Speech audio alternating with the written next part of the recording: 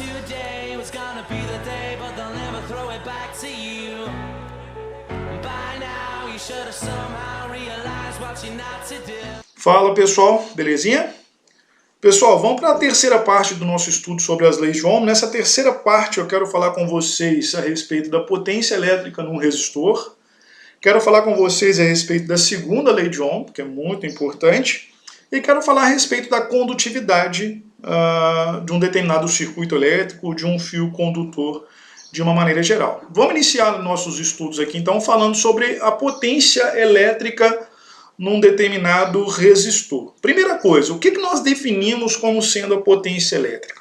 A potência, de uma maneira geral, nós definimos a potência como sendo a rapidez com que um determinado trabalho é realizado.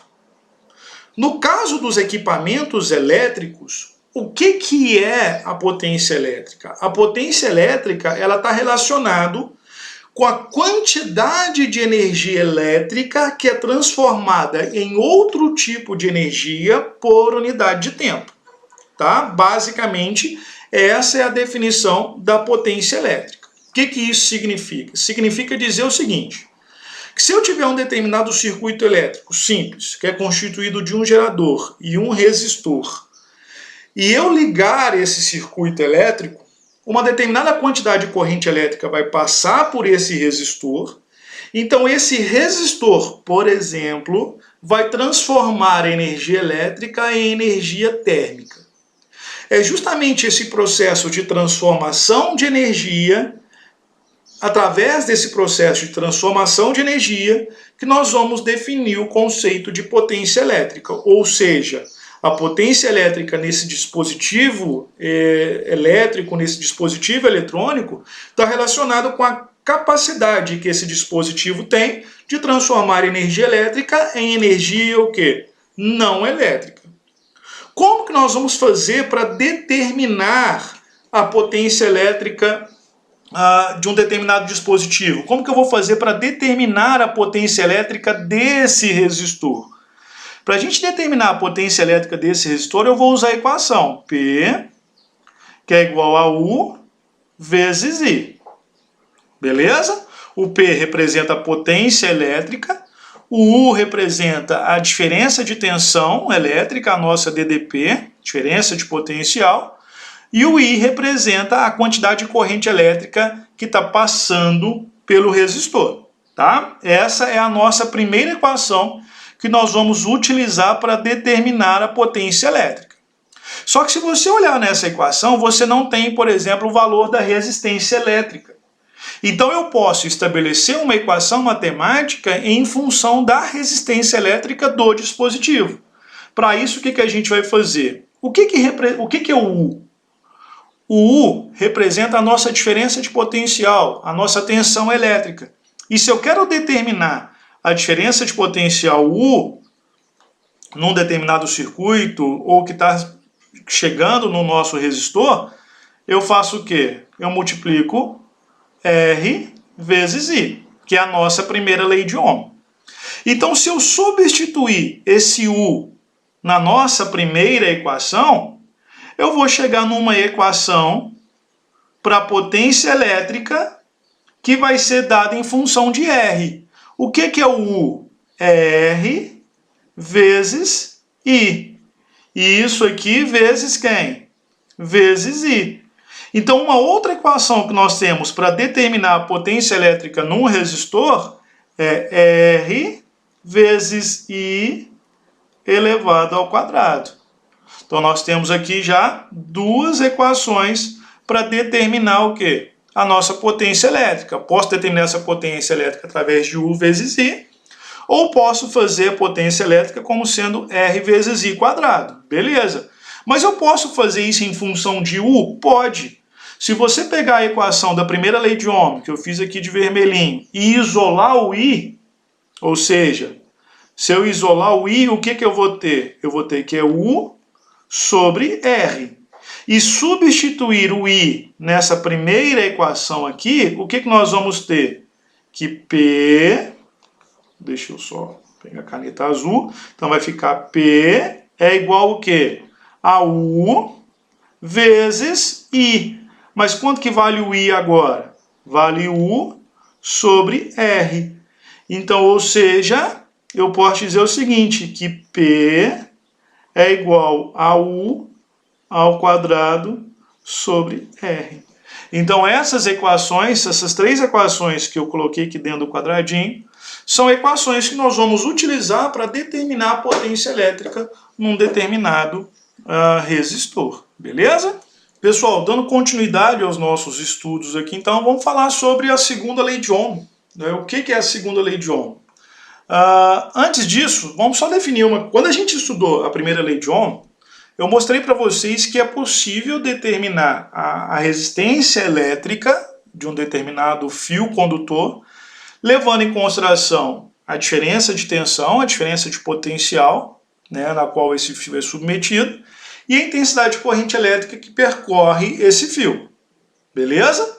Então a gente pode, por exemplo, determinar, de acordo com a primeira lei de Ohm, que a resistência de um fio ela vai ser igual a U sobre I. Tá? Então, ou seja, a primeira lei de Ohm, eu consigo obter a resistência elétrica de um fio condutor qualquer, levando em consideração a tensão e a corrente elétrica a qual ele é submetido. A segunda lei de Ohm, ela faz diferente. A segunda lei de Ohm, nós conseguimos determinar a resistência elétrica levando em consideração as características do fio. Ou seja, é possível eu determinar a resistência elétrica de um fio condutor qualquer, levando em consideração o comprimento desse fio e a área desse fio. Então, Ohm, ele enunciou na sua segunda lei, ele fez o seguinte enunciado para definir a segunda lei. Ele falou o seguinte, que a resistência elétrica de um determinado condutor homogêneo e de seção transversal constante é diretamente proporcional ao seu comprimento e inversamente proporcional à sua área de seção transversal e depende do que material ele é feito. Ou seja, o que ele quis dizer? Ele quis dizer o seguinte, que a resistência elétrica ela é proporcional ao comprimento e inversamente proporcional à área e vai depender do material de que esse fio condutor é feito. Matematicamente, ele fez o seguinte, R é igual a ρ vezes L sobre A. Essa equação define o que nós chamamos de segunda lei de Ohm. O R representa a resistência elétrica do fio condutor, o ρ, que é essa letrinha grega aqui, representa a resistividade do material, o L representa o comprimento do fio e o A representa a área desse fio condutor. Então, ou seja, quando eu olho para essa equação, eu estou vendo aqui que R é proporcional a L, ou seja, quanto maior o valor de L, maior o valor de R, e quanto maior o valor de A, menor o valor de R, ou seja, R é proporcional a L e R é inversamente proporcional a A. Tá? Uma coisa que a gente tem que ficar bem claro para todo mundo é com relação à resistividade. Tá? Então, ou seja, quanto maior o comprimento, maior vai ser a resistência, e quanto maior a área, menor vai ser a resistência que os elétrons vão ter ao percorrer esse fio condutor. Mas não depende somente do comprimento e da área do fio condutor. A resistência de um determinado fio depende também da resistividade, depende das características desse material. Tá? A resistividade que nós representamos através desse Rzinho aqui, dessa letra grega aqui que é o ρ, ela é uma característica do material. Então, cada material vai ter a sua própria resistividade. Então, um fio de cobre apresenta uma resistividade, um fio de ouro apresenta uma resistividade, um fio de ferro e assim sucessivamente. Isso é uma característica, tá? Para efeito de exercícios, ou seja, nos nossos exercícios de uma maneira geral, nós vamos levar em consideração que essa resistividade ela é uma constante do material, tá? Mas, na verdade, ela não é constante. Ela varia de acordo com a temperatura, mas eu não vou entrar em detalhes sobre isso, tá? Então, em termos de exercício, a nível de ensino médio, nós vamos considerar que essa resistividade ela é constante e que ela nunca vai mudar. Belezinha? Pessoal, em termos de unidades de medida, a gente precisa definir quais são as nossas unidades de medida. Tá? Então, por exemplo, eu vou notar aqui algumas unidades. Então, a nossa tensão elétrica, o U, ele vai ser sempre dado em volts. A nossa corrente elétrica, ela vai ser sempre dada em ampere. A nossa resistência elétrica, ela vai ser sempre dada em ohms, que é uma ferradurinha. O comprimento, ele vai ser sempre dado em metros. A área, ela vai ser sempre dada em metros quadrados, tá? Isso sempre sistema internacional. E a nossa resistividade, que é o nosso Rho, ele vai ser dado em ohm vezes metro. Belezinha? Isso tem que ficar bem claro para todo mundo, tá bom? Pessoal, finalizando aqui então os nossos estudos, vamos falar a respeito então da condutividade, né? O que é a condutividade? Cada material, cada fio condutor, ele vai apresentar uma certa condutividade, certo?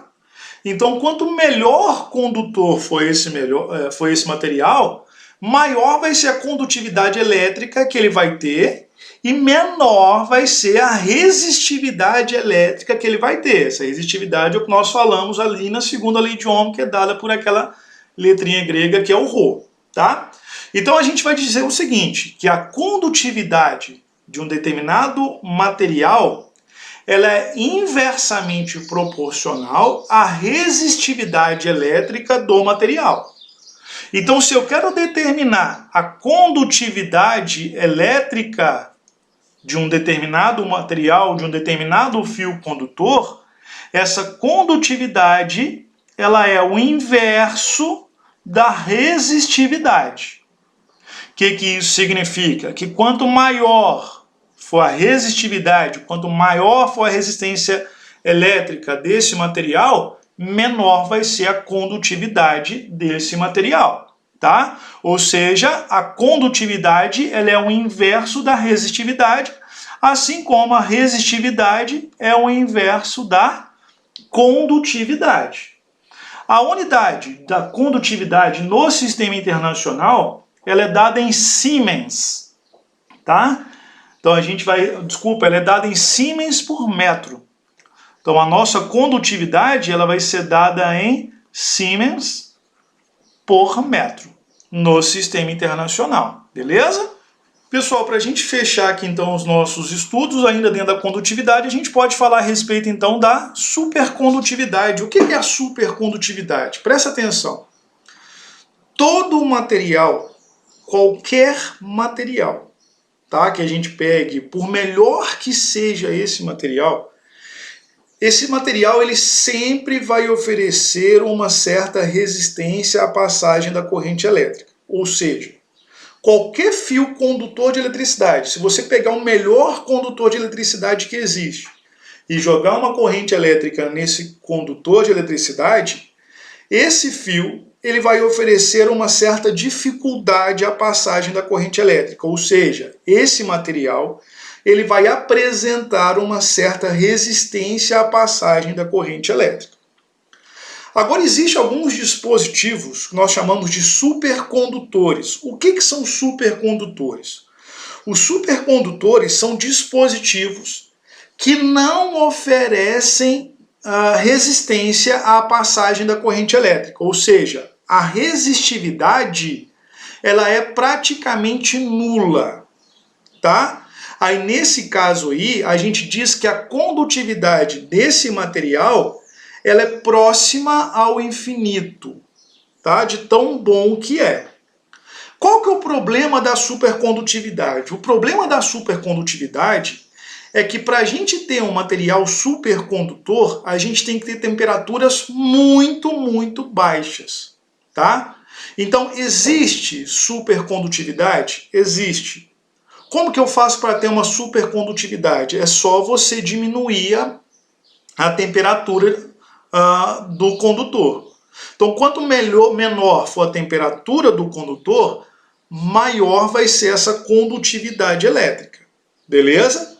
Então, tanto é que é um grande problema que a gente tem hoje. O santo graal da física de materiais hoje é descobrir um material que consegue conduzir a corrente elétrica, conduzir a eletricidade sem nenhuma resistência à temperatura ambiente. Beleza? Pessoal, eu vou encerrar aqui então essa nossa videoaula.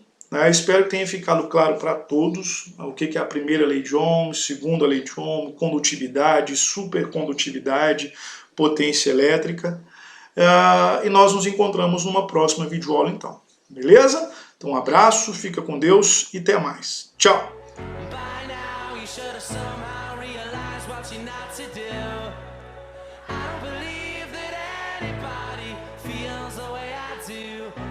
Now